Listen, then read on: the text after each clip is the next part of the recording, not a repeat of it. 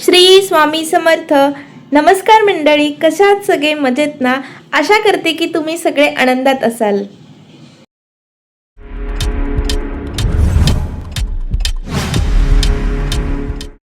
बदामीच्या सुंदर प्रवासानंतर आता आम्ही निघालो होतो एका अत्यंत पवित्र ठिकाणी, म्हणजे अक्कलकोट, श्री स्वामी समर्थांच्या दर्शनासाठी. आम्ही पहाटेच 5:30 वाजता बदामीमधून निघालो. आसपास अजूनही अंधार होता आणि रस्त्यावर शांतता पसरली होती.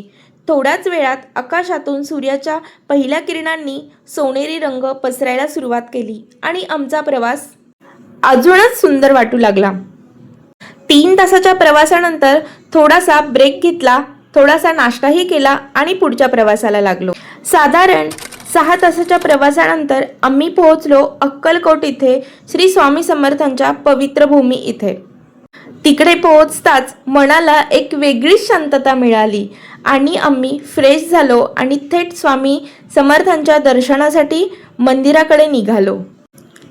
आम्हाला जे काही सामान घ्यायचं होतं, स्वामींसाठी हार, नारळ, प्रसाद, हे सगळं काही साहित्य घेऊन आम्ही थेट निघालो मंदिराकडे. आमचा भाग्ययोग असा की आम्हाला खूप छान आणि शांत दर्शन मिळालं. तो क्षण शब्दात सांगणं कठीण आहे, कारण स्वामींच्या दर्शनाने मन पूर्णपणे प्रसन्न होतं. अक्कलकोटमध्ये एक अतिशय पवित्र ठिकाण आहे, म्हणजे वटवृक्ष.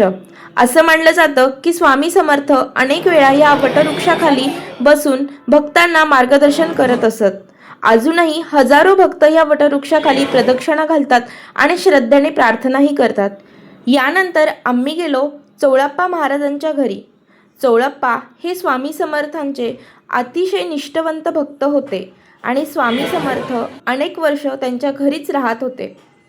आज ते घर पवित्र मठ आणि सुंदर मंदिर म्हणून ओळखले जाते. तिथे स्वामींच्या गादीची आणि त्यांच्या स्मृतीचं दर्शन घेताना मन खूप शांत आणि समाधानी होतं. अनेक भक्त तिथे जाऊन शांतपणे बसतात आणि ध्यान करतात. तिथे आम्ही प्रसाद घेतला, प्रसाद सगळ्यांना वाटला आणि त्यानंतर मंदिरात बराच वेळ बसलो. मंदिराच्या परिसरात थोडंफार फिरलो. मन अगदी प्रसन्न आणि खूप असं छान फ्रेश वाटत होतं. मला स्वामींची मूर्ती आणि पूजेचं सामान घ्यायचं होतं, म्हणून आम्ही थोडी शॉपिंग केली. श्री स्वामींची एक सुंदर मूर्ती घेतली आणि घरासाठी काही पूजेच्या वस्तू घेतल्या.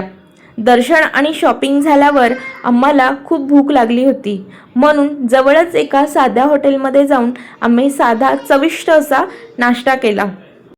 आणि अशा प्रकारे स्वामी समर्थांच्या आशीर्वादाने आमचा अक्कलकोट दर्शनाचा अनुभव खूप सुंदर आणि अविस्मरणीय झाला. जर तुम्हालाही स्वामी समर्थांवर श्रद्धा असेल तर आयुष्यात एकदा तरी अक्कलकोटला नक्की या. व्हिडिओ कसा वाटला ते कमेंट्समध्ये नक्की सांगा. व्हिडिओ आवडला असेल तर लाईक करा, चॅनलला सबस्क्राईब करा आणि बेल आयकॉन दाबायला विसरू नका. श्री स्वामी समर्थ.